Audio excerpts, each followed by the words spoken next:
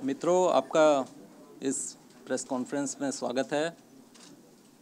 और मैं क्योंकि इस प्रेस कॉन्फ्रेंस का संचालन कर रहा हूं, मैं आदरणीय मंत्री महोदय का और उनके साथ आई हुई कोयला मंत्रालय की टीम का भी स्वागत करता हूं। मंच पे आदरणीय मंत्री जी के साथ हैं कोयला सचिव श्री S.K. श्रीवास्तव, कोल इंडिया के चेयरमैन श्री S. नरसिंह राव, कोयला मंत्रालय में सलाहकार श्री आलोक पर्ती और मंत्रालय में अपर सचिव श्रीमती जोहरा चटर्जी। इससे पहले मैं आदरणीय मंत्री जी से आग्रह करूं कि वो अपनी बात आप तक कहें।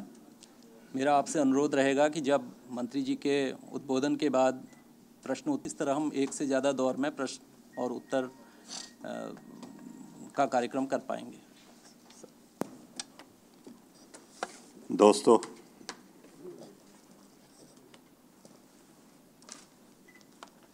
मुझे बताने की ज़रूरत नहीं है कि पिछले 2-3 महीने में कोल सेक्टर में कितनी विपरीत परिस्थितियां रही हैं। प्राकृतिक रूप से भी विपरीत परिस्थितियां रही हैं, बरसात की वजह से, और राजनीतिक रूप से भी विपरीत परिस्थितियां रही हैं। लेकिन आपको ये जानकर खुशी होगी कि विपरीत परिस्थितियों के बाद भी कोल इंडिया ने अब तक का रिकॉर्ड उत्पादन किया है। जो 6 महीने की परफॉर्मेंस आई है,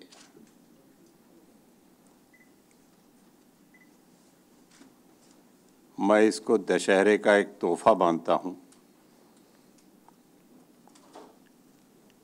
कि कभी भी कोल इंडिया की ग्रोथ 9% तक नहीं गई। इस बार कोल इंडिया ने प्रोडक्शन में भी रिकॉर्ड हासिल किया है, ऑफटेक में भी रिकॉर्ड हासिल किया है। 9% तो कोल इंडिया की ग्रोथ है। ऑफटेक 8.7% की है। ये सब रिकॉर्ड है। कभी भी इस छमाही में कभी भी कोल इंडिया की ऑफटेक का रिकॉर्ड इतना नहीं रहा है और न ही प्रोडक्शन का रिकॉर्ड इतना रहा है।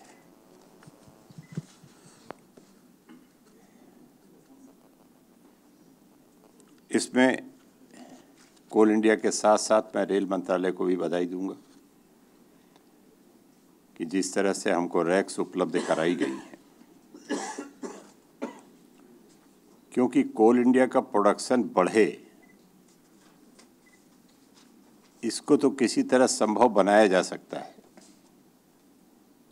लेकिन अगर ऑफटेक न बढ़ेगा, रैक्स हमें उपलब्ध नहीं होंगी, तो प्रोडक्शन को हमें बीच में ही रोकना भी पड़ सकता है। खुशी की बात यह है कि प्रोडक्शन के साथ कदम ताल मिलाते हुए ऑफटेक भी बढ़ा है और रेलवे ने हमको रैक्स भी उपलब्ध कराई हैं।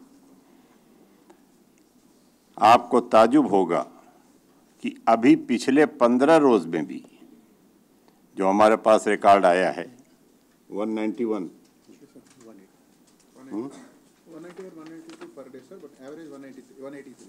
एवरेज तो 183 का है, लेकिन पिछले 15 रोज में 191 तक 192 हाईएस्ट रही है, रैक्स उपलब्ध हुई हैं हमें।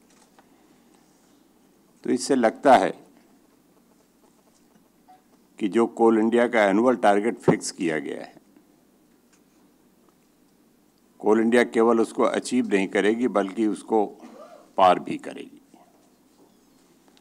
जिससे कि आने वाले समय में हमारे देश के कोल सेक्टर में, जिसके ऊपर पूरे देश की ग्रोथ का दारोमदार टिका हुआ है, उसमें पोजीशन कुछ न कुछ ईज जरूर होगी।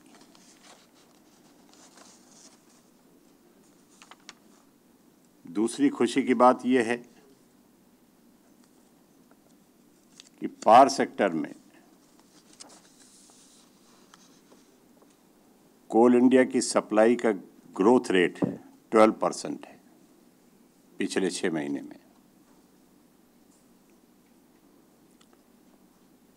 और अगर एनटीपीसी की अलग देख लें तो ये ग्रोथ रेट 18% है। आज की तारीख में देश के पावर सेक्टर की किसी भी कंपनी को कोल इंडिया से किसी भी तरह की कोई कंप्लेंट नहीं है। खासतौर से एनटीपीसी के जितने पावर प्लांट्स हैं उसमें कोल इंडिया से जितनी उम्मीद थी उससे ज़्यादा कोयला उपलब्ध कराया गया है। और हम उम्मीद करते हैं, क्योंकि ये सारी उपलब्धियां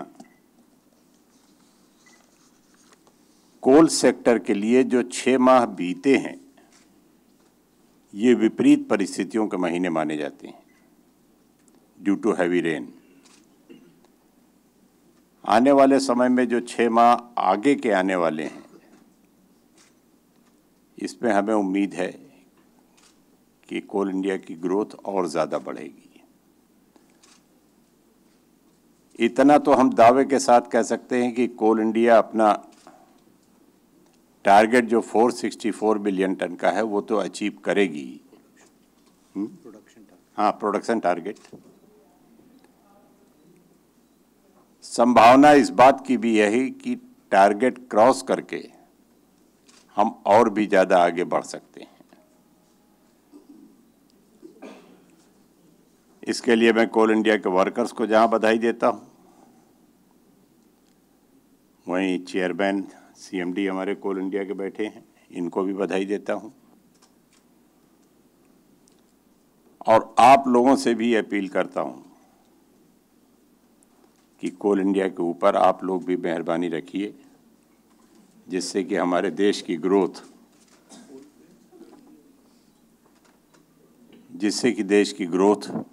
तेजी के साथ आगे बढ़ सके। पिछले साल की परफॉर्मेंस उतनी अच्छी नहीं थी, उसके बहुत सारे कारण थे, लेकिन इस साल हम उम्मीद करते हैं कि जितनी अपेक्षा कोल इंडिया से इस देश ने की है उस अपेक्षा की कसौटी पर कोल इंडिया पूरी तरह खरा उतरेगा। केवल खरा ही नहीं उतरेगा बल्कि उससे ज़्यादा भी पूरी कर सकता है।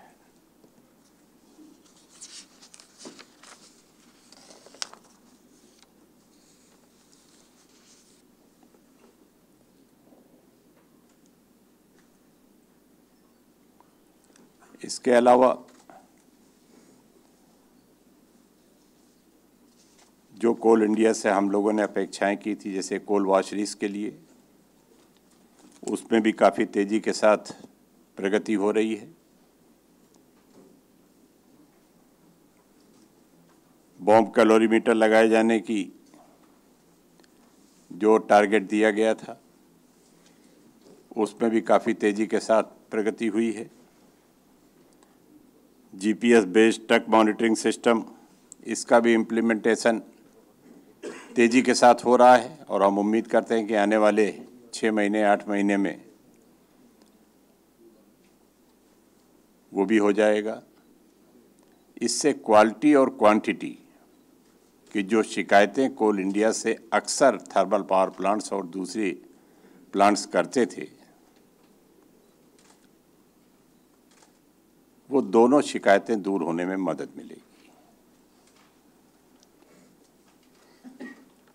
जहाँ तक फ्यूल सप्लाई एग्रीमेंट्स हैं, आपको अच्छी तरह मालूम है कि कोल इंडिया बोर्ड ने जो नए डिसीजंस लिए हैं, जिसमें पेनल्टी क्लासेस को जो बहुत ज़्यादा वीक कर दिया गया था, फिर से पुराने क्लासेस लागू कर दिए गए हैं और ट्रिगर लेवल 80% तक सप्लाई करेगी कोल इंडिया। तो हम उम्मीद करते हैं कि नवंबर महीने में जो बाकी एफएसएस बचे हैं ये भी सब साइन हो जाएंगे। लगभग 28 कितने हुए हैं साइन अभी तक?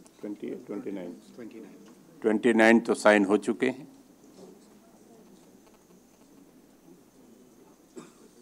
लेकिन कोल इंडिया बोर्ड ने जो नए डिसीजंस लिए हैं, उन डिसीजंस को देखते हुए हमें उम्मीद है कि नवंबर में सारे FSA साइन हो जाने चाहिए। और कुछ कहना है?